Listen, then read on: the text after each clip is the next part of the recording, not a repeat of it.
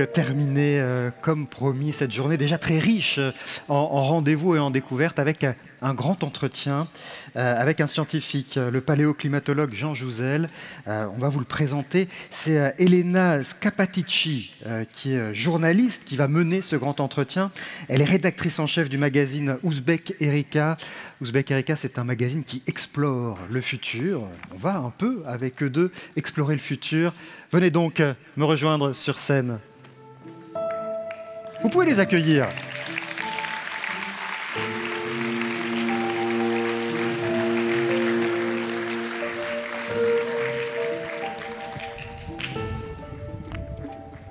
Alors bonjour à tous. Pour tous ceux qui ne le connaîtraient pas encore, je vais vous présenter donc rapidement Jean Jouzel. Jean Jouzel, vous êtes paléoclimatologue. Vous pourrez nous préciser un petit peu en quoi consiste cette discipline plus tard. En 1987, quand même, avec Claude Lorius, vous êtes à l'origine de la première étude établissant factuellement le lien entre la concentration de CO2 dans l'atmosphère et le réchauffement climatique, ce qui constitue en soi une petite révolution scientifique et même sociétale. En 1994, donc, vous rejoignez le groupe d'experts intergouvernemental sur le climat, le GIEC. Vous êtes vice-président également du groupe de travail sur les bases physiques du changement climatique de 2002 à 2015. Et à côté de ça, vous avez également un engagement politique dont on pourra discuter la nature et les évolutions si vous le souhaitez.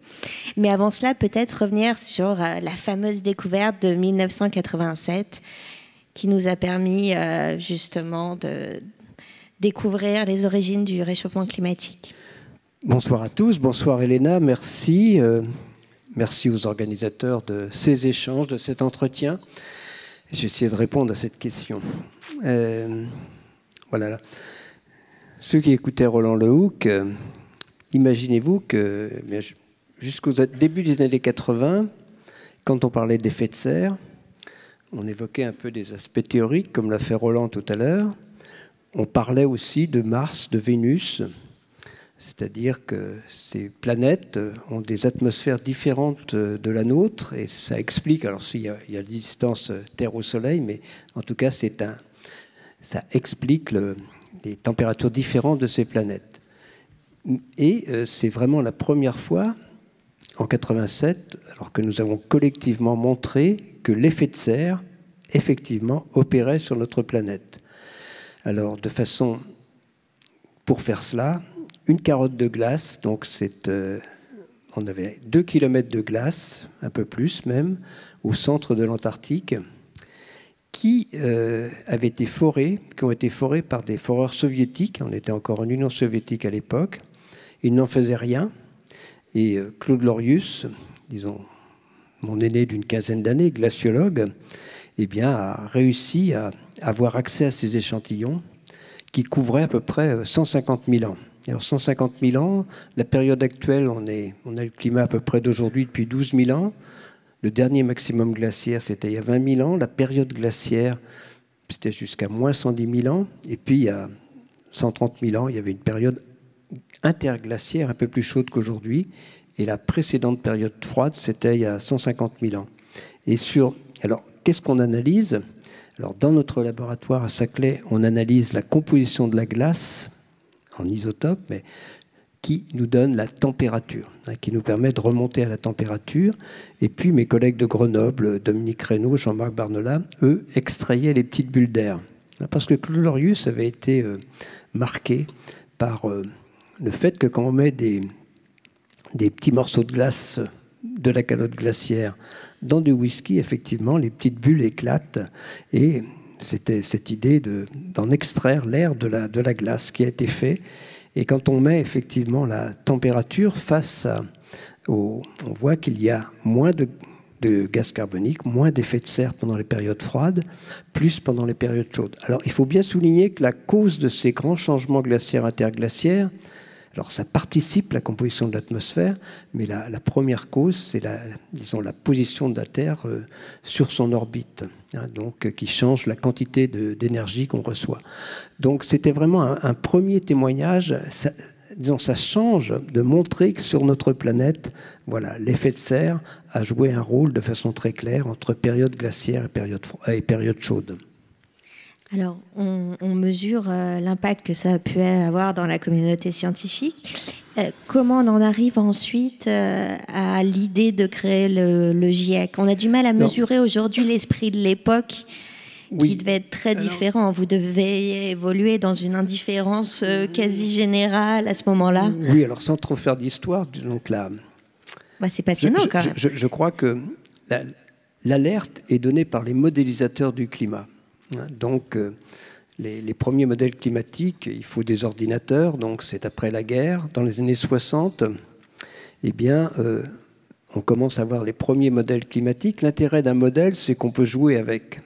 Donc, on peut regarder le climat que l'on a avec les conditions actuelles, et puis on peut doubler la quantité de gaz carbonique dans ces modèles. C'est ce qui a été fait à l'époque. Et il y a un pionnier qui s'appelle Suki Manabe. Et 50 ans plus tard, donc il a fait ses premiers modèles dans les années 60, 50 ans plus tard, il a eu le prix Nobel de physique l'an dernier. Donc c'est la qualité de ces modélisations. Et qu'est-ce qu'on voit?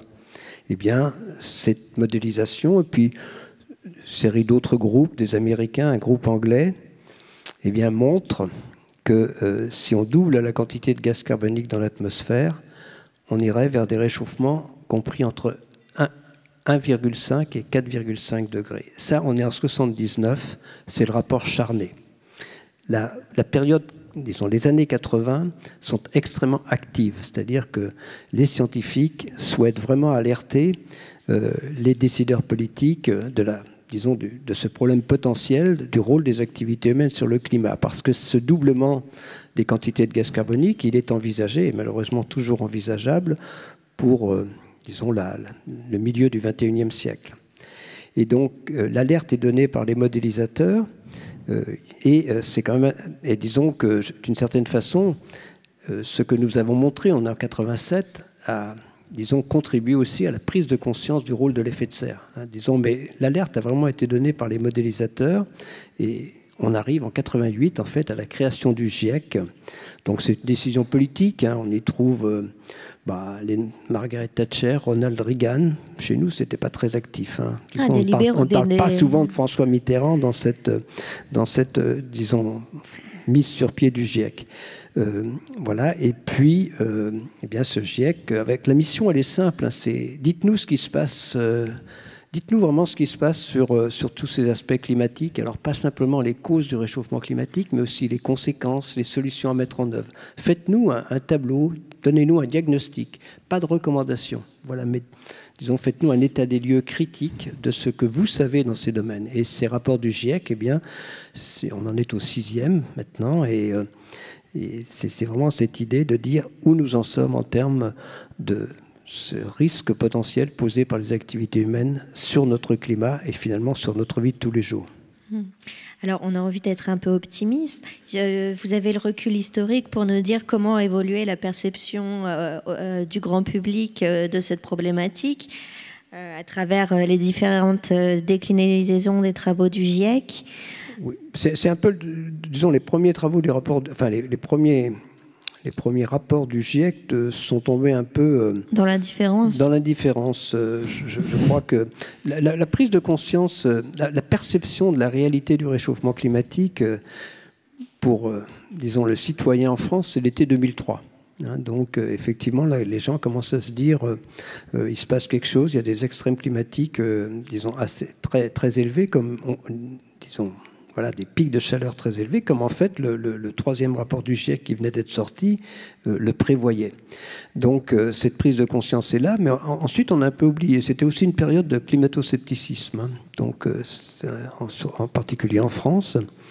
Et bon, le quatrième rapport du GIEC a joué un rôle très important. C'est d'ailleurs pour disons, le prix Nobel a été disons, attribué au GIEC à la suite du quatrième rapport, parce que c'est la première fois où on dit que, de façon très probable, c'est-à-dire plus de 90 chances sur 100, nous pensons que les activités humaines sont à l'origine du réchauffement climatique. Mais nous avons fait un pas supplémentaire, je dirais, notre communauté, moi je ne suis plus dans le GIEC, dans le 6e rapport, c'est devenu une certitude. sans équivoque, le réchauffement climatique, un peu plus de 1 degré, est lié aux activités humaines. Et nous allons plus loin, je le redis collectivement, l'ensemble du réchauffement climatique peut être expliqué par les activités humaines. Donc les causes naturelles ne peuvent probablement expliquer qu'un dixième de degré. Donc c'est là où nous en sommes, mais il faut aussi bien voir que le diagnostic va au-delà, c'est-à-dire l'intensification des événements extrêmes que l'on perçoit, des vagues de chaleur, des sécheresses, disons des périodes sans précipitation plus longues, des pluies torrentielles. Eh bien, ces événements que nous vivons aujourd'hui, c'est ce que le GIEC anticipait depuis une vingtaine d'années. L'accélération de l'élévation du niveau de la mer. On est entre 3 et 4 mm sur les 10 dernières années. On était entre 1 et 2 mm au XXe siècle. Et cela, c'était aussi anticipé. Et cette accélération va se poursuivre. Donc, c'est intéressant. Enfin, c'est intéressant, je ne sais pas, mais nous sommes, disons, à un tournant. C'est-à-dire que notre communauté scientifique a correctement appréhender l'évolution du climat, disons, à échéance de ces dernières décennies.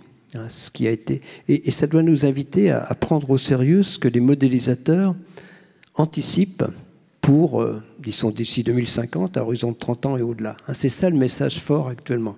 Il ne faut plus dire, comme certains l'ont dit, oui, mais peut-être qu'ils se trompent. À un moment, il faut commencer à dire, eh bien, ils ont probablement raison. Ça ne veut pas dire ne pas être critique par rapport au diagnostic. Il faut demander les arguments, ce n'est pas ce que je veux dire, mais à un moment, il faut plutôt se mettre dans l'idée que cette communauté scientifique voit juste. Et justement, j'ai le sentiment que la majorité des gens considèrent désormais que les scientifiques ont vu juste, de fait. Maintenant, il y a le sujet de la traduction politique. Et là, on entre dans un autre domaine, malheureusement. Parmi les solutions qui sont une nouvelle fois rappelées dans le 3e volet du 6e rapport du GIEC, on a notamment la fin des combustibles fossiles. Et d'un autre côté, on a la décision de l'Union européenne de reporter à 2035 la fin des véhicules à moteur thermique. Donc on vit en pleine schizophrénie. Comment des gens aussi alertés des risques qu'on court et qui vont s'accentuer dans les années à venir réagissent? Comment vous réagissez lorsque vous apprenez que l'Union européenne recule l'horizon de l'arrêt des voitures à moteur thermique à 2035 alors que c'est beaucoup trop tard? Je vais donner ma réaction, mais peut-être qu'il faut rappeler où nous en sommes. C'est-à-dire, où en sommes-nous par rapport disons, aux objectifs? L'objectif, il est très simple. Comment fait-on pour préserver pour les jeunes d'aujourd'hui un climat auquel ils puissent s'adapter dans la seconde partie de ce siècle? C'est ça, il faut bien comprendre, c'est ça l'objectif. Et alors, donc il faut que le climat se stabilise. On a longtemps cru qu'une stabilisation à 2 degrés serait suffisante, c'était dans l'accord de Paris, et puis on s'est rendu compte que ce serait quand même plus facile pour les jeunes d'aujourd'hui si on réussissait à limiter le réchauffement climatique à 1,5 degré. Ce qu'on comprend bien, c'est que ce soit 2 degrés ou 1,5 degré, si on veut stabiliser le climat, il faut atteindre neutralité carbone. C'est-à-dire il faut que l'effet de serre arrête d'augmenter. Ça, c'est du bon sens. Et donc, si on veut avoir des chances de rester autour de 2 degrés, on pourrait se contenter d'une neutralité carbone à horizon 2070, mais pour 1,5 degré, c'est une neutralité carbone à horizon 2050. Alors, si on va dans la décision politique, c'est assez intéressant. Donc, cette formalisation du lien, enfin, disons, cette formalisation de ce constat, pour avoir des chances de rester 1,5 degré, il faut neutralité carbone en 2050. C'est une condition nécessaire, mais pas suffisante. Elle a été formalisée il y a 3 ans. Ce qui est intéressant du point de vue du politique, c'est que 3 ans après, enfin, disons à Glasgow, maintenant c'est 4 ans après, 120 pays ont affiché neutralité carbone à horizon 2050. La Chine en 2060, l'Inde en 2070. Donc dans les textes, c'est pas mal. Disons, voilà, la Russie n'a rien affiché vraiment, le Brésil, mais vraiment les grands pays ont affiché un objectif qui s'appuie finalement sur le rapport du GIEC. Le GIEC, le redis, ne fait pas de recommandations, mais on souhaite que les politiques regardent ce qu'on dit pour prendre leurs décisions. C'est un peu ça. Donc, d'une certaine façon, c'est intéressant, mais, et je vais venir à la réponse tout à l'heure, là où nous en sommes actuellement, c'est que, disons, nous sommes partis pour, à horizon 2030, avoir 2 fois trop d'émissions par rapport à ce qu'il faudrait pour rester sur une trajectoire 1,5 degré. On est parti plein pot vers 3 degrés dans la deuxième partie de ce siècle. Et ça, c'est beaucoup trop. Alors, dans ce contexte, atteindre neutralité carbone, je ne vais pas reprendre, 70% des émissions, ce sont les combustibles fossiles. On va faire simple. Donc, il faut s'en libérer. Hein. On est bien d'accord. Donc, ma question. Donc, le plus tôt possible. C'est maintenant qu'il faut agir. Si on veut préserver pour les jeunes d'aujourd'hui un climat auquel ils puissent s'adapter, c'est d'ici 2030 qu'il faut changer notre trajectoire. Et donc, c'est à chaque fois regrettable que des décisions qui, effectivement, vont dans le sens de nous désintoxiquer des combustibles fossiles soient à chaque fois reculées, sans réelle raison. Et c'est le cas de la décision européenne. Bon, c'est pas mal d'interdire à partir de 2035, mais le risque, c'est qu'à chaque fois, on recule. On recule devant l'obstacle. On a beaucoup reculé devant l'obstacle depuis une trentaine d'années, parce que, disons que le retard qu'on a au niveau planétaire, on l'a aussi au niveau français, et aussi au niveau européen pour le moment. Et on se rend compte effectivement qu'on est extrêmement dépendant aussi des variations géopolitiques. C'est très symbolique, mais l'Allemagne a dû rouvrir une centrale à charbon. Donc on se rend compte que nos modèles économiques sont encore totalement dépendants des énergies fossiles. Toute notre société est construite autour de l'automobile et également. Le président de la République a été obligé de faire une ristourne au carburant alors que le rapport du GIEC date d'avril.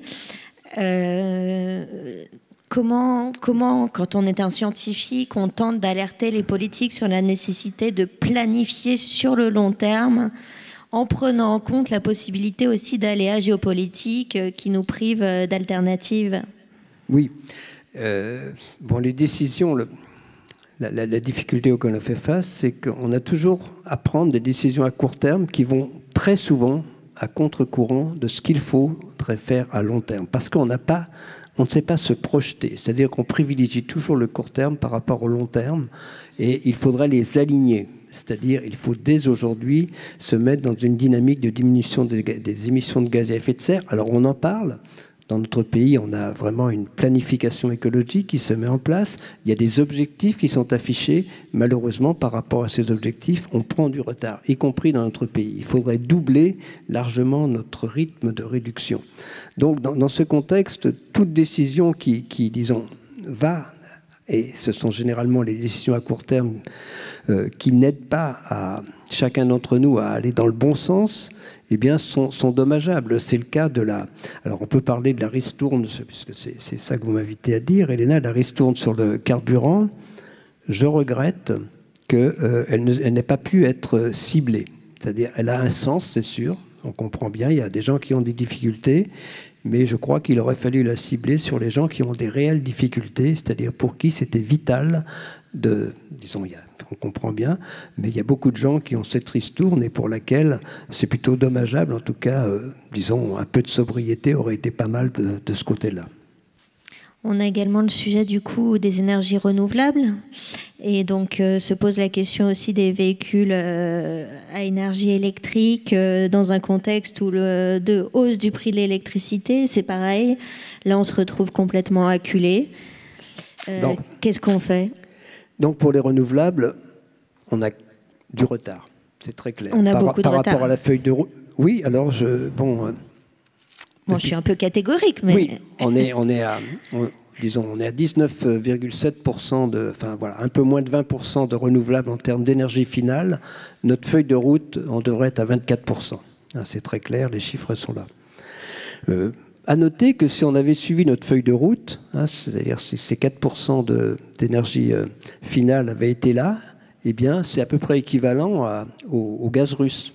Disons que ce retard, je n'arrête pas de dire que oui, on a du retard, mais si on n'avait pas ce retard, eh bien, on serait dans une bien meilleure position, ou bien sur la fermeture de certaines centrales. Voilà, donc ce retard est extrêmement dommageable. Alors, dans quelques semaines, je ne pourrai pas plus dire ce que je dis depuis assez longtemps, c'est-à-dire qu'on ne comprend pas. Il y a 5000 éoliennes en mer en Europe, rattachées à différents réseaux. On n'en a pas encore une. Alors bon, évidemment, on en a... Mais c'est imminent. Bon, il y a eu, disons, le parc éolien de Saint-Nazaire a été, disons, inauguré hier par Emmanuel Macron. Je crois qu'il n'est pas encore attaché au réseau. Donc pendant quelques semaines, je peux toujours dire qu'on n'a pas de, mais on en aura disons, bientôt. de rien. Mais voilà, mais c'est un peu tard quand même. Donc il faut absolument accélérer. Il faut rattraper ce retard en renouvelable. Pour moi, c'est la priorité.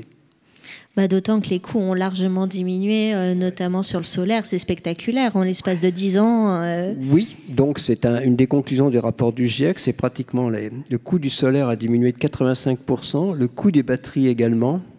Voilà, le coût un peu moins pour ce qui concerne l'éolien. Mais effectivement, le coût des... Alors, on peut parler des matériaux qui peuvent poser problème, mais même le développement des matériaux. Oui, voilà. Le problème des batteries, on peut aussi imaginer... Enfin, il y a déjà des batteries qui pratiquement sont inusables, c'est-à-dire qui peuvent faire plus de 10 000 cycles, c'est-à-dire vivre à peu près 30 ans. Ces batteries viendront sur le marché, j'espère. On voit bien que ce problème des matériaux peut aussi... On peut lui apporter des solutions. Mais à chaque fois, il faut aussi beaucoup de recherche. On est là pour parler de la recherche, d'innovation dans ce domaine du stockage de l'énergie. Et on est là aussi pour parler de la question des matériaux, de leur provenance. Typiquement, le lithium, comment on fait ? Oui, alors, une seule usine de production. On est d'accord. Non, il y a une limite pour. Comment on fait ? Justement, d'abord, on peut essayer de récupérer, on peut essayer de développer des batteries qui, une fois qu'elles sont là, on a assez de batteries pour tout le monde. Et puis, on peut l'imaginer aussi avec d'autres matériaux. Par exemple, il y a des batteries au sodium actuellement. Il faut absolument qu'il y ait des batteries qui se développent avec des matériaux qui sont relativement accessibles. Et ils peuvent être inaccessibles soit pour des raisons, je dirais, géophysiques, simplement la ressource, mais aussi très souvent géopolitiques, on le sait très bien. Alors, en parlant de géopolitique, il y a aussi le fléchage des investissements internationaux, qui est un vrai sujet quand même, et notamment des principales banques mondiales. Donc, toujours d'après le GIEC, il faudrait des investissements 6 fois plus importants pour la décennie. Oui. Est-ce que vous sentez une grande motivation du côté des acteurs financiers, vrai changement d'état d'esprit ? Un changement d'état d'esprit dans le discours. C'est-à-dire que une des choses que j'ai observées depuis plutôt 1 an ou 2, c'est que je fais souvent des conférences, et tout, y compris dans le secteur financier. Alors il y a aussi le secteur de l'assurance, ils sont très intéressés. Mais la différence et aussi chez des industriels, la différence aujourd'hui par rapport il y a 1 an ou 2, c'est que les personnes qui demandent ces conférences et qui viennent m'écouter sont généralement les PDG. C'est très différent. Avant, c'était plutôt les responsables de les RSE. Voilà. Donc, il y a quand même une différence. Donc, il y a disons, franchement, je dis cette anecdote, je ne vais pas être trop long, mais j'étais invité à parler au MEDEF en juin dernier, donc avant l'été, et pas une réunion des responsables régionaux du MEDEF. Ruth Bézieux était là. Donc voilà, il y a eu 3 ateliers, on était une vingtaine. Il a passé 2 heures, dans cet atelier climat. Il n'a pas arrêté de poser des questions. Je trouve ça très bien, mais je veux dire, à un moment, c'est vrai qu'il faut se bouger un petit peu. C'est-à-dire, c'est à ce niveau-là aussi, et je crois que les responsables d'entreprise, les responsables, et c'est vrai aussi au niveau de l'État, sentent vraiment qu'il y a un véritable problème. Et c'est un peu tard, parce que ça fait 40 ans que je le dis, même peut-être plus. Donc, il aurait quand même fallu accorder cette crédibilité à la communauté scientifique, je dirais, depuis au moins une 30aine d'années. Oui, à minima. Qu'avez-vous pensé de l'initiative du gouvernement de faire un micro-séminaire de formation à la question climatique ? D'abord, j'en suis très fier. Oui, je suis très fier parce que depuis 25 ans, je travaille avec Valérie Masson-Delmotte, donc nous sommes dans la même équipe, on est tous les 2 glaciologues, c'est une toute petite équipe. Grande climatologue. Voilà.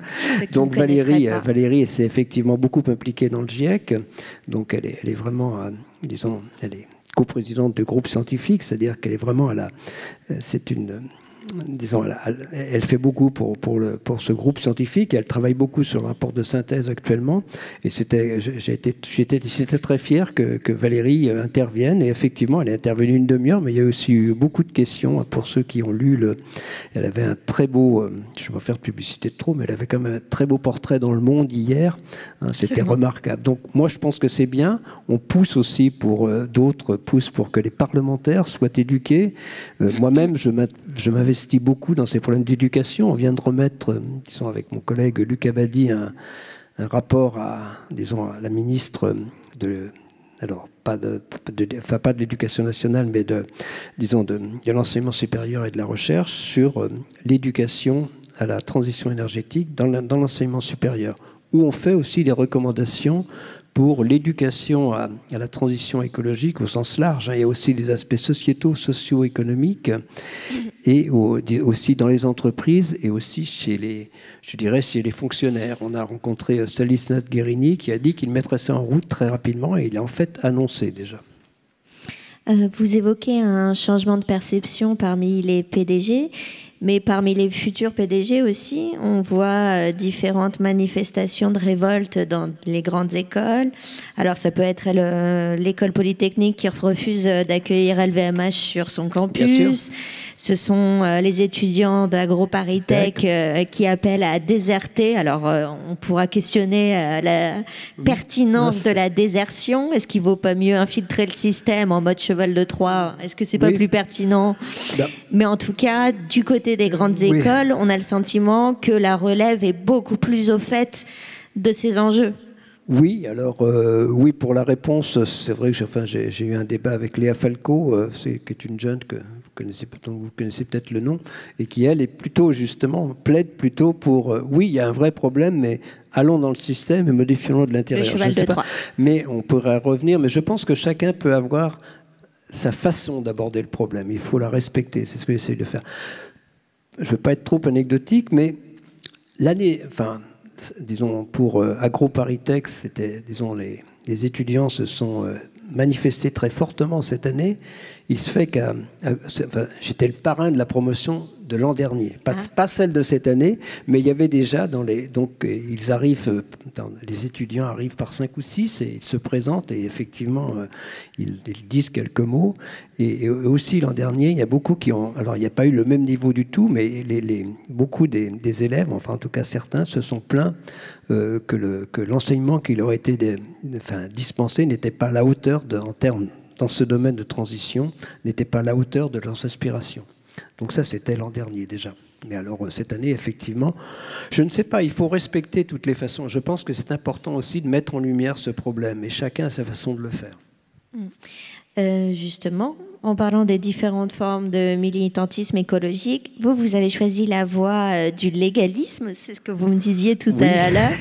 Alors, oui, mais oui, bon, pareil. Alors, je peux donner cet exemple. J'ai été invité par Extinction Rebellion à. Bon, d'abord, moi, je suis plus d'âge. À Extinction Rebellion, il faut quand même aller se tenir, se mettre, s'enchaîner au. Et bon, je ne suis pas allé avec. Mais ça ne veut pas dire du tout. Ça ne veut pas dire du tout que je désapprouve l'action. Mais même si je ne me suis pas engagé, c'est vrai que je suis plus légaliste et je préfère. Mais bon, voilà, c'est aussi intéressant que des jeunes s'expriment. Et disent effectivement leur colère par rapport à l'inaction. C'est quand même bien ça. Il y a une inaction très forte actuellement.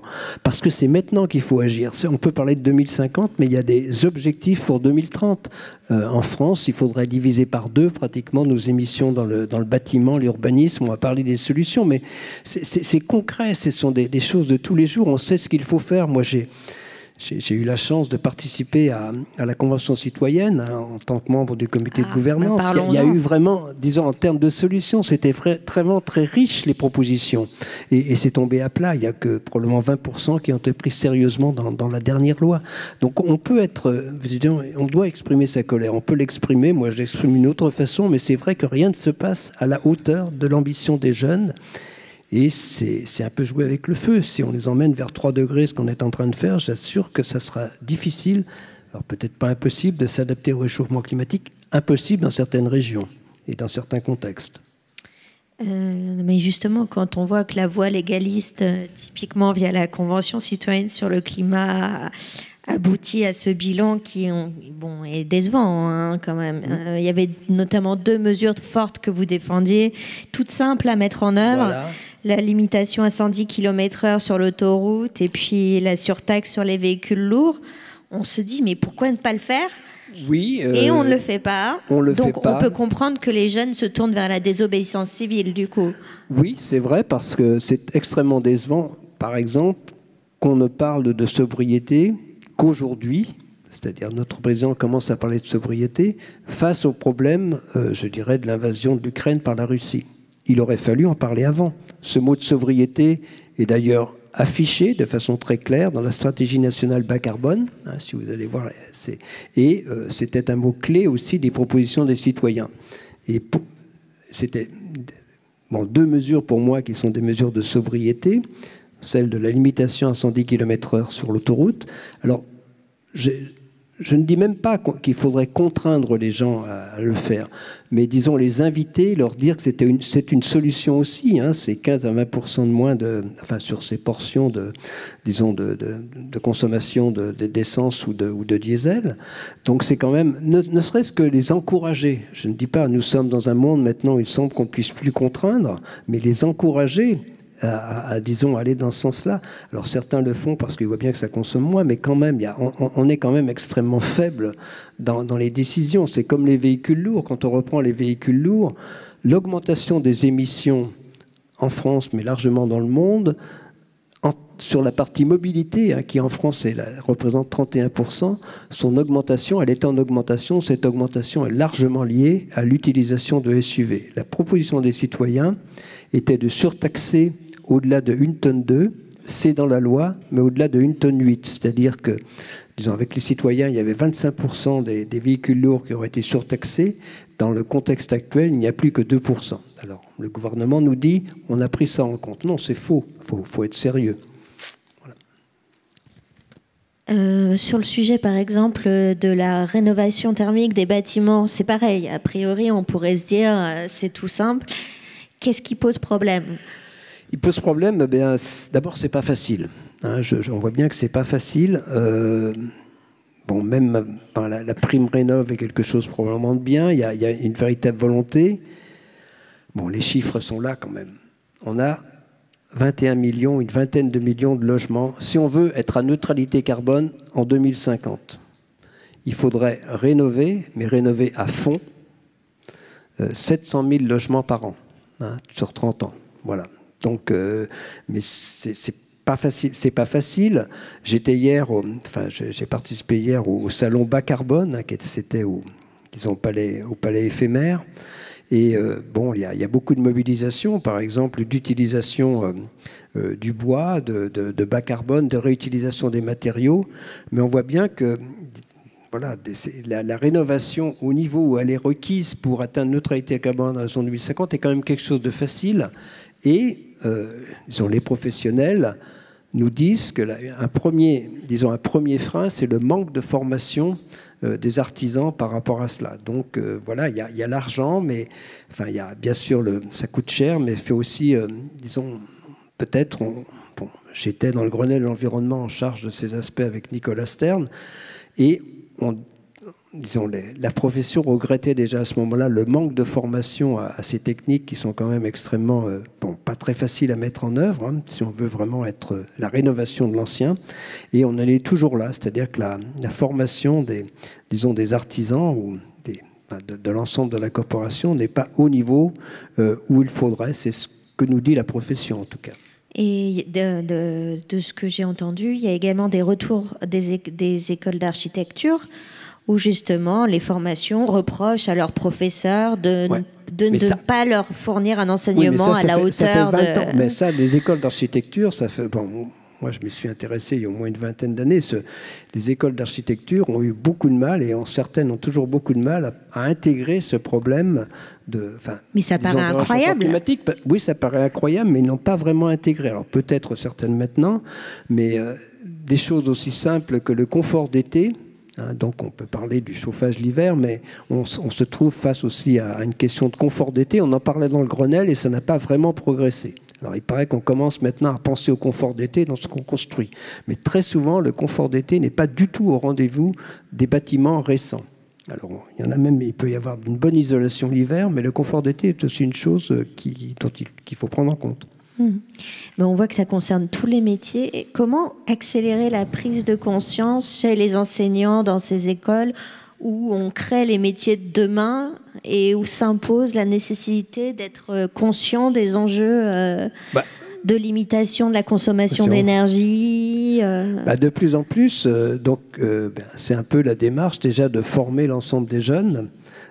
Si tous les jeunes, l'objectif, par exemple pour l'enseignement supérieur, est que 100% des étudiants à la fin de leur cursus sachent de quoi ils parlent quand ils parlent de transition écologique. Ça serait déjà un premier pas. Ce n'est pas le cas actuellement dans nos élites. Hein. Je ne vais pas m'étendre, mais c'est très clair. Hein, donc, ça serait un premier pas, mais il faut aller au-delà. Il faut... Effectivement, moi je vais aussi dans des écoles, il y a beaucoup d'écoles qui prennent ça très au sérieux. Il faudrait que toutes les écoles, toutes les universités prennent ça au sérieux. Mais qu'est-ce qui va se passer? De quoi on parle à l'université actuellement? C'est de fermer les universités 15 jours parce qu'à cause de l'augmentation du prix du chauffage, on n'arrivera plus. C'est une catastrophe. Il y a aussi les moyens financiers dans l'enseignement supérieur français ou même dans l'enseignement secondaire très souvent, qui n'est pas à la hauteur de l'ambition d'un pays comme le nôtre si on veut vraiment créer une dynamique en termes d'adaptation au réchauffement climatique, de réelles mesures pour que c'est inscrit dans la loi. Hein, c'est pas du tout révolutionnaire, cette neutralité carbone. C'est inscrit dans la loi. Mais faisons-le. Hein, c'est ça. Allons de l'avant. Alors on a, je l'espère, cette planification écologique, mais il faut vraiment, il faut se retrousser les manches. Tout le monde est concerné. Tous les secteurs d'activité sont concernés. Hein, donc, il faut... D'autant plus qu'on a les scénarios. Hein. RTE en fournit régulièrement, l'ADEME en fournit régulièrement. Pour être journaliste, je dois les lire, ces fameux scénarios. Et je sais que tout est parfaitement fléché pour que tout se passe au mieux. Et puis, il se passe quelque chose au niveau de la mise en application. Oui, les scénarios RTE sont vraiment, pour la production d'énergie, sont au cœur du débat actuel. Enfin, de l'absence de débat actuel, parce que les décisions ont été prises sans débat. Mais c'est clair que, je rappelle quand même que la première conclusion des scénarios RTE est que la France n'atteindra pas neutralité carbone sans un développement significatif du renouvelable. Alors il semble que on a pris ce retard. Et la deuxième conclusion, de façon simple, c'est que ce serait quand même plus facile si on faisait du nucléaire. Disons moins cher, je dirais. Voilà un peu, je simplifie, mais ce sont les deux conclusions principales. Voilà, mais après, ce qui m'a déçu dans ce... il y a une révision de la stratégie nationale bas carbone. Il est peut-être un peu décevant que les décisions aient été prises, de façon, je dirais, électoraliste, soyons clairs, et qu'il n'y ait pas eu débat. On manque d'un véritable débat sur l'énergie en France. Et sur, la révision de la SNBC, de la stratégie nationale bas carbone, aurait dû en être l'occasion, au moins un débat parlementaire. Et le contexte géopolitique favoriserait d'autant plus ce débat ? Oui, je pense qu'on a toujours... Même si c'est une mauvaise raison dans tous les cas pour parler de la transition énergétique. Oui, je pense qu'on a intérêt à débattre. Une des choses qui m'a fait plaisir, justement, les lois climat-énergie, les trois lois ont été pratiquement votées à l'unanimité. C'est quand même assez intéressant de le voir, parce que dans ces lois, il y a eu des débats. Moi-même, je me suis intéressé j'étais au Conseil économique, social et environnemental, j'étais rapporteur sur on a regardé, il y a eu un vrai débat sur la loi, et cette loi a été votée, ces lois ont été votées pratiquement, il y en a eu 3 de suite, celles de 2015, 2018, ont été quand même votées largement à la quasi-unanimité. C'est intéressant. Mais la mise en œuvre, sans contester les décisions qui sont prises, je pense qu'on aurait intérêt à avoir un véritable débat. Et vous comprenez, par exemple, la radicalisation récente de certains scientifiques qui décident de se mettre en grève, donc d'arrêter même leurs travaux de recherche pour alerter le monde entier sur l'urgence à agir. Vous comprenez cette radicalité-là ? Je le comprends. On en revient toujours. Je ne prends pas ce chemin-là moi-même. Je continue à... Non, je veux dire, c'est pas le chemin que j'aurais pris, mais je respecte. Je pense qu'il faut s'exprimer. Il faut exprimer notre désarroi, notre communauté scientifique, et ça, c'est la réalité.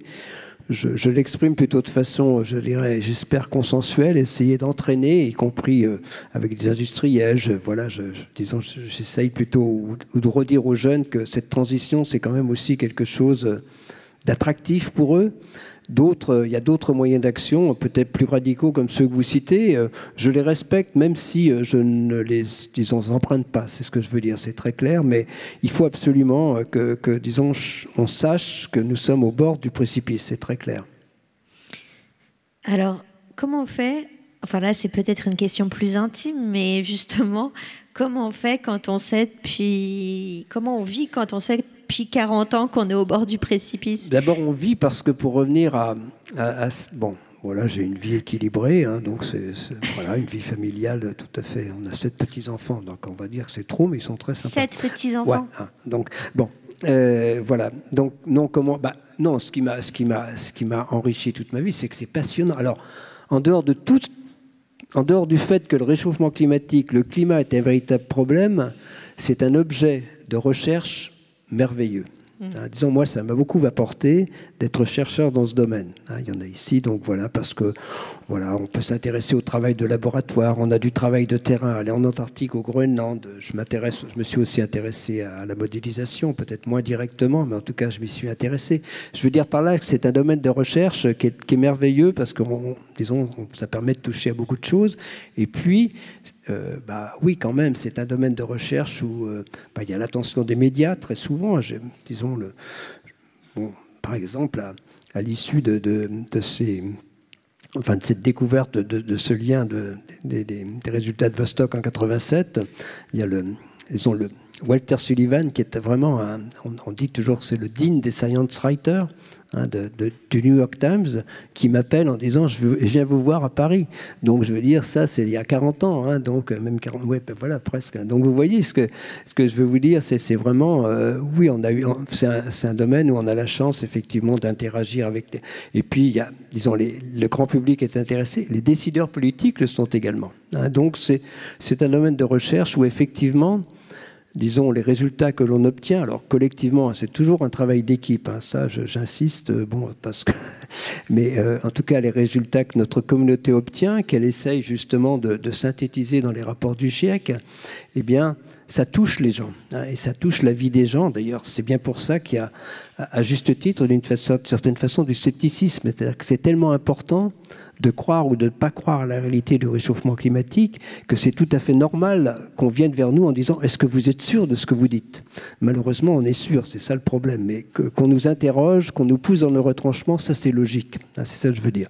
Donc moi, ce qui m'a effectivement beaucoup intéressé, c'est ce travail de recherche, ces contacts avec l'extérieur. Et oui, j'ai regardé, parce qu'il y a eu un documentaire qui a été tourné sur toute cette histoire. Et j'ai regardé dès au départ, j'avais la même attitude que j'ai toujours gardée, je pense, mais peut-être sans y penser, c'est-à-dire de dire que le réchauffement climatique était un véritable problème, mais qu'il y avait aussi des solutions. Je dis toujours ça, malheureusement, les solutions, elles s'éloignent un peu. Je veux dire, c'est ça le problème. Donc j'ai toujours envie d'encourager à l'action, et c'est ce qui me fait venir ici, c'est ce qui me fait faire des conférences. J'ai envie d'encourager à l'action, et comme les jeunes le disent si bien, 1/10 de degré, ça compte. C'est-à-dire, il faut absolument agir. 1,5 degré, ça sera dur, mais il faudrait quand même pas aller au-delà de 2 degrés, c'est jouer avec le feu. Si possible, 1,5 degré, c'est pas le problème. Mais si vous voulez, je pense que c'est bien d'encourager à l'action, de dire aux jeunes que cette action, elle est intéressante. C'est justement beaucoup de recherche, d'innovation, de créativité. Donc c'est pas du tout. Et c'est une transition qui nous emmène vers un monde plus apaisé, une qualité de vie meilleure. Faut pas penser à cette transition comme quelque chose de repoussant. Au contraire, c'est ça que j'essaye de dire. Voilà. Mais justement, c'est très difficile de faire percevoir, de transmettre un imaginaire positif et désirable autour de la transition écologique. On voit bien que le mot sobriété effraie, voilà. Que dès que Macron commence à parler de la fin de l'abondance, c'est panique à bord. Je suis d'accord.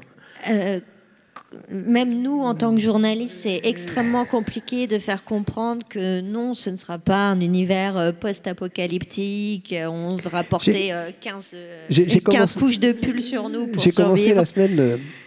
J'ai commencé la semaine de façon intéressante. je suis allé à l'École normale supérieure de Lyon, qui accueillait Denis Meadows. Le rapport Meadows, il a 50 ans. Il fête ses 50 ans, oui. Denis Meadows avait 30 ans à l'époque, il en a 80. Donc il était à Lyon lundi dernier. Et donc moi j'ai partagé des moments avec lui la journée, c'est-à-dire une table ronde. Et vraiment, disons, son message était quand même très fort.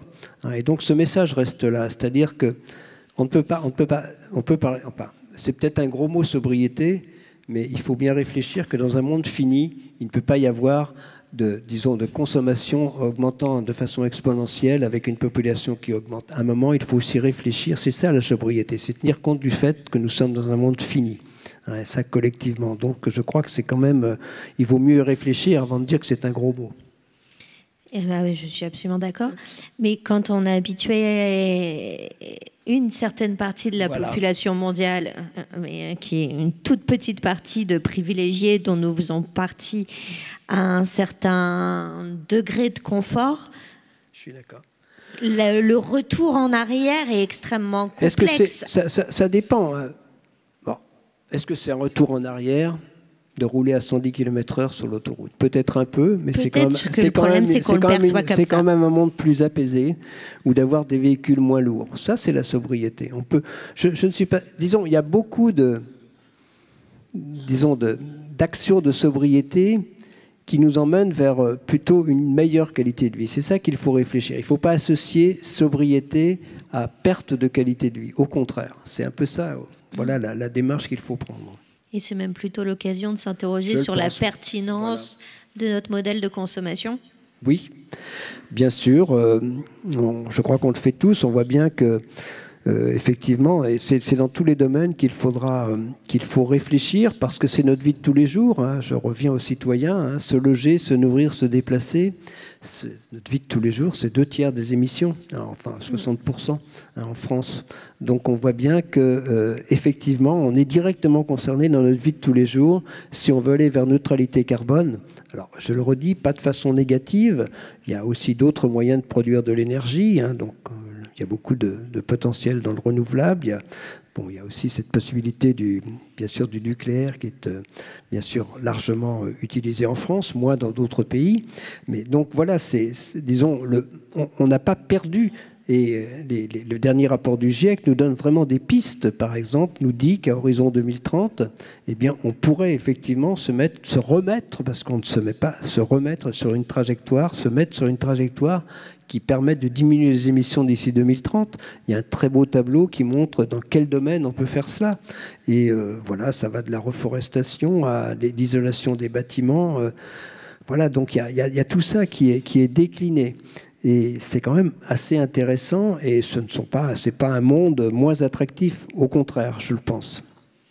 C'est certainement pas un monde moins attractif, mais typiquement, quand on dit aux Français qu'il va falloir à un moment donné renoncer au mode de vie lié à l'automobile, mais que d'un autre côté, on attribue des budgets annuels ridicules à la SNCF qui permettent à peine la maintenance des trains, on continue quand même d'être dans des formes de contradictions qui empêchent les gens de penser à un futur désirables.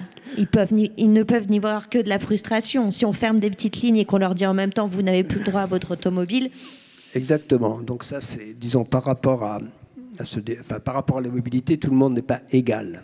Disons, si on est dans les territoires, il faut peut-être... mais même dans les territoires, si les véhicules électriques n'étaient moins cher, c'est très bien adapté au territoire. En ce sens, une personne qui fait disons 100 km par jour pour aller au travail, aller-retour, disons, c'est quelque chose de bien adapté.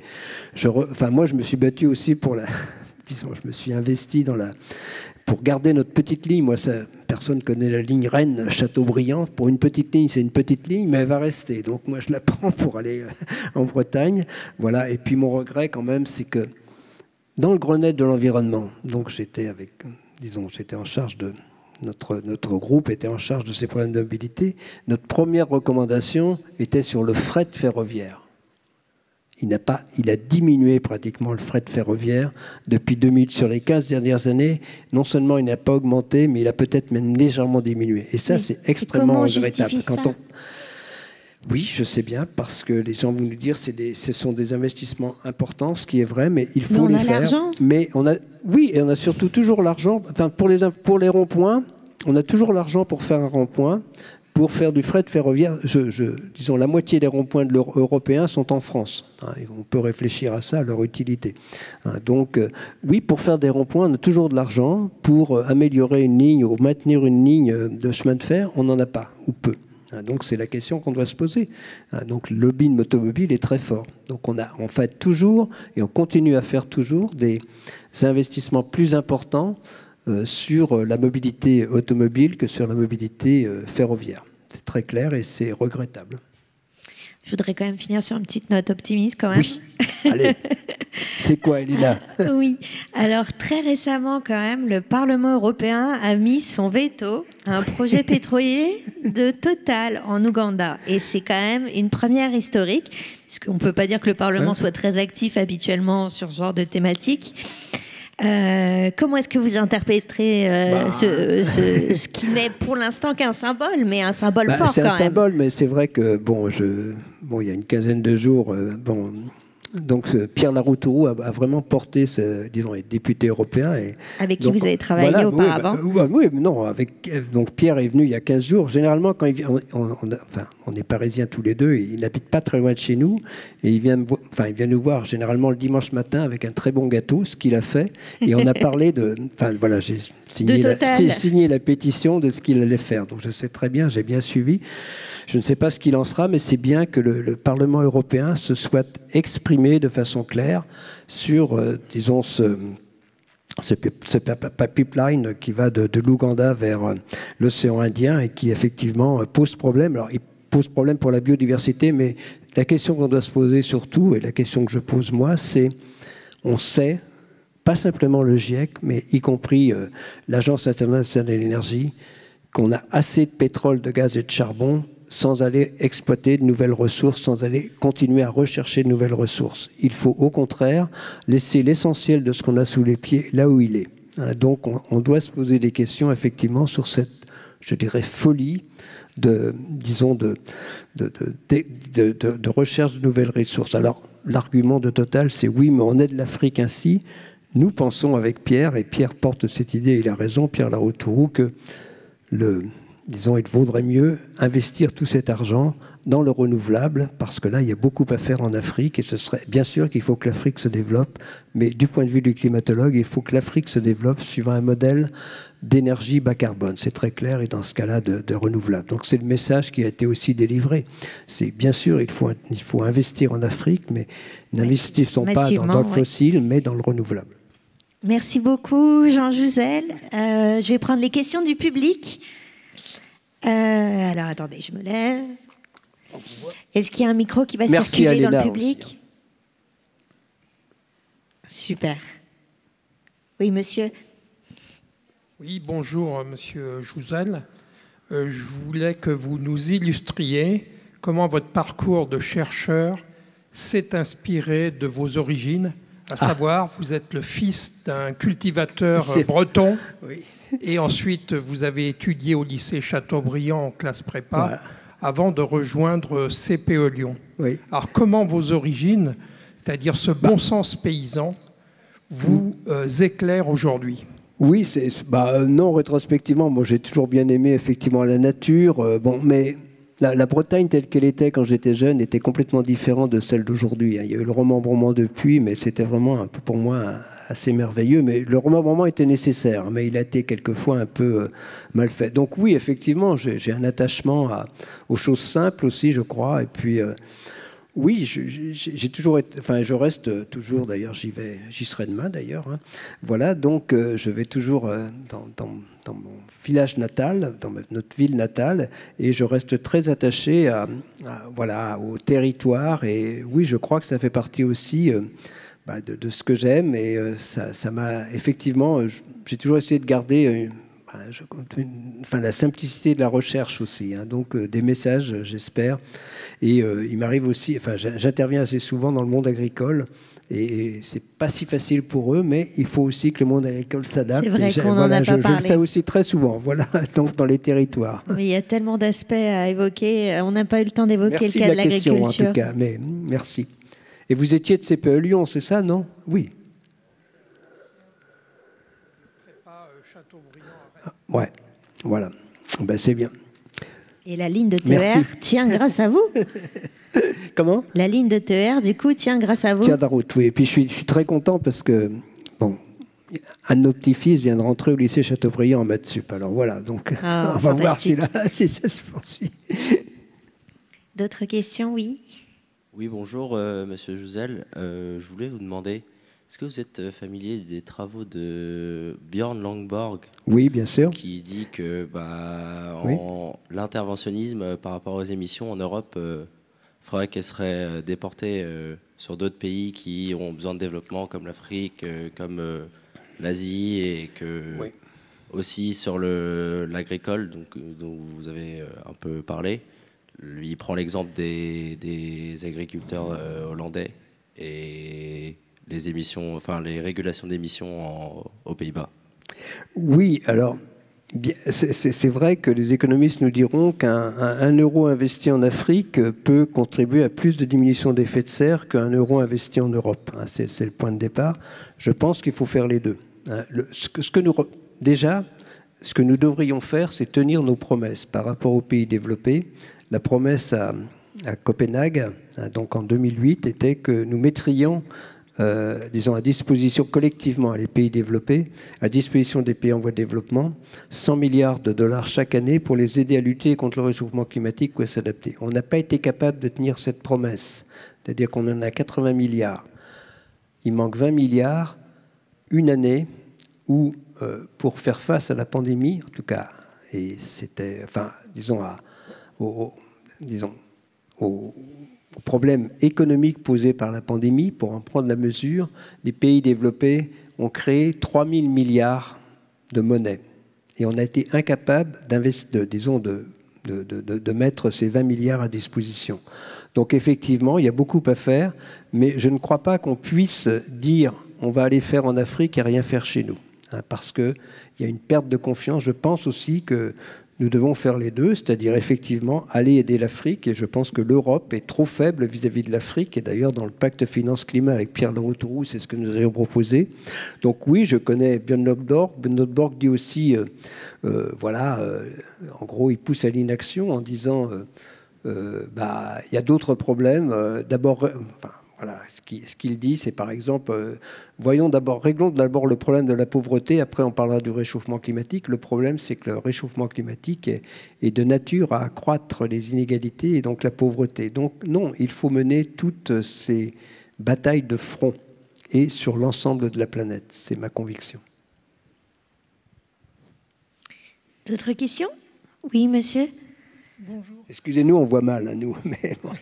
Je ne sais pas qui. Oui. Je rebondis sur deux mots que vous venez d'employer, 110 km/h et déforestation. Oui. Alors je me place par exemple à cette époque, de juillet à septembre, et supposons que la loi ait imposé de passer de 130 km/h à 110 km/h. Parallèlement, en France, durant toute cette époque, il y a eu de nombreux incendies. Ouais. Quel aura été le bilan carbone, positif ou négatif?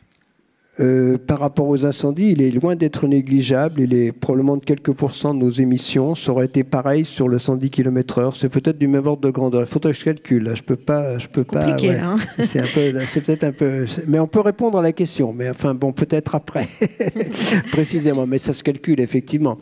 Ce qui est bon, il faut bien voir que des événements comme en Indonésie en 98, c'était 1 milliard de tonnes de CO2. Donc, on est loin, disons, de voilà, les incendies de forêt, ça peut être quand même très important à l'échelle planétaire. Chaque année, la déforestation, c'est 5 à 6 milliards de tonnes de CO2 par rapport, c'est 15% des émissions. Donc, C'est d'ailleurs pour ça qu'on prie pour les élections brésiliennes. C'est un des problèmes brésiliennes. en France, parce que dans la stratégie nationale bas carbone, on attend de la nature qu'on augmente le piégeage de carbone de 50%. Or, c'est une vraie difficulté avec les feux de forêt. Et plus que ça, c'est-à-dire que le réchauffement climatique nuit clairement au développement des forêts. Si vous allez dans les Vosges, la scolite, il y a un certain lien, disons, se développe plus facilement maintenant et ça pose problème parce qu'il y a le réchauffement climatique. Donc c'est vrai que c'est difficile d'atteindre cet objectif de stockage de carbone, disons, dans la végétation au sens large, parce que le réchauffement climatique lui-même, feu de forêt ou bien, disons, d'autres phénomènes, va, disons, plutôt le contrecarrer, cet effort. Et ça, c'est assez difficile. D'autant que rien qu'une élection au Brésil peut décider du sort de l'Amazonie. Donc, espérons que, oui, enfin, c'était quand même mieux sous Lula. Hein. C'était bien mieux sous Lula, oui, c'est clair. Oui. Mademoiselle, devant, vous avez une question ?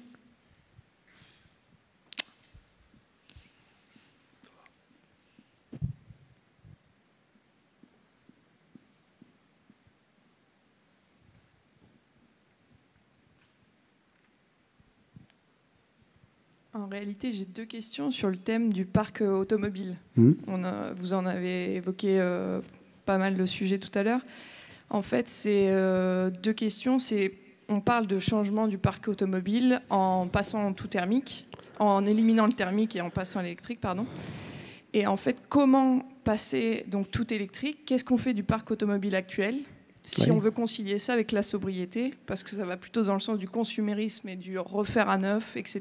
Donc je trouve, quelle est la solution par rapport à ça ? Et deuxième question... La bonne solution, c'est le rétrofit. Hein, ça se fait actuellement. C'est-à-dire, disons, certains équipent des véhicules thermiques. Il y a des petites boîtes qui se sont lancées dans l'équipement de véhicules thermiques avec des moteurs électriques. C'est pas si bête. Effectivement, ça répond. Mais c'est la niche. Oui, c'est un vrai problème. On utilise toujours des matériaux. C'est la réutilisation des matériaux qui est importante. Mais c'est une vraie question. Et il y a une véritable difficulté à cause de l'accès aux matériaux, mais moi là je crois à la recherche, c'est-à-dire à l'utilisation d'autres matériaux, y compris pour les batteries, de passer au tout électrique au rythme où on l'envisage. Vous avez tout à fait raison. Mais voilà, disons pour le moment, il n'y a pas d'interdiction d'utiliser les véhicules thermiques jusqu'à la fin de leur utilisation. Hein, c'est de les vendre, hein, pour le moment en France en tout cas. Et en Europe, ça va être le cas pareil, de les fabriquer. Mais toujours en lien avec le parc automobile électrique. On parlait de l'électricité qui a fortement augmenté. Vous avez un peu éludé la question tout à l'heure. Oui, peut-être, oui. Est-ce que vous auriez une réponse par rapport à ça ? Comment concilier en fait l'enjeu socio-économique et la transition ? Ma crainte est que, quel que soit le choix, l'énergie deviendra plus chère qu'aujourd'hui. Alors après, on peut voir, donc ce que j'ai dit, il peut y avoir des aides ponctuelles aux gens qui le mettent. Je crains vraiment, et c'est ce qu'on envisageait depuis assez longtemps, que soit l'électricité ou, disons, que l'énergie devienne plus chère que, disons, moins accessible qu'elle ne l'est aujourd'hui. L'énergie pas chère, c'est peut-être derrière nous, ça a été le cas longtemps, hein, quand même. Et donc, il faut peut-être aussi s'organiser. C'est là... Si vous voulez, je ne vais pas être trop long parce qu'on doit terminer, mais si, comme le Grenelle de l'environnement l'avait recommandé, on avait diminué de 40% nos émissions dans le bâtiment à horizon 2020, disons, on aurait vraiment isolé beaucoup de bâtiments, eh bien, la façon, ce n'est pas forcément de diminuer le coût de l'énergie, il augmentera, mais disons, le coût pour un ménage, si pratiquement il n'y a plus de chauffage, eh bien, l'énergie est quand même, disons, le coût total consacré à l'énergie peut diminuer, même si le coût, disons, du gaz ou du charbon augmente. C'est ça. Donc, il faut diminuer la consommation. C'est important. Là, c'est de l'efficacité énergétique, pas forcément de la sobriété. La sobriété, si vous vivez chez vous à 17 degrés, oui, c'est vrai. Voilà. Mais, oui, il faut aller de l'avant quand même. On a une dernière question de monsieur. Vous parlez des voitures électriques, mais quelque part c'est mieux parce que ça va polluer. Mais quelque part, c'est mieux d'utiliser le train. Enfin, j'ai pas trop compris. Quand Oui. Vous faites une amalgame avec les voitures électriques. Non, ça dépend. Effectivement, je pense que, disons, dans les métropoles, tous ceux qui peuvent utiliser les transports en commun, ou faire du vélo, c'est très bien. Je suis très favorable à ça. Moi, je fais beaucoup de trains. Donc, mais il y a aussi, y compris dans les territoires, des endroits où les transports en commun ne sont absolument pas envisageables. Donc, il faut aussi regarder cela. Mais c'est vrai que pour les métropoles, voilà, donc il y a les transports en commun ont pour moi un grand avenir. Vous avez tout à fait raison. En termes de consommation aussi, enfin, le côté on se recharge, enfin voilà, on dit que l'énergie ça coûte cher, enfin le pétrole en tout cas coûte cher, mais le côté on se recharge en termes d'autonomie, enfin moi j'ai un ami qui a une voiture électrique et en termes d'autonomie pour le coup c'est à peine 200 voire 300 km. Oui. Oui, mais on s'y fait. Nous, enfin, on a une voiture électrique en Bretagne, on s'y fait très bien. Voilà, donc une Zoé, c'est très bien. Je ne vais pas faire de la publicité pour la Zoé, mais c'est vraiment très bien. Voilà. On finira sur un peu de publi-reportage. Oui. Merci beaucoup, Jean Jouzel. Merci. Pour votre présence, votre clairvoyance. Bon. Merci beaucoup à vous tous, aux organisateurs. Merci à Elena. Donc on va applaudir Elena aussi. Hein. Merci. Et Ouzbek Erika. Donc il faut bien... Pensez bien à Ouzbek Erika. C'est que sur le site ou quoi? Donc il faut aller sur Internet. Hein. On a un super magazine trimestriel que je vous invite à acheter. Ouais. Vous pouvez vous abonner également. Et vous pouvez lire Jean Jouzel également sur le site d'Ouzbek Erika. J'ai fait ça. Merci beaucoup. Merci à vous tous.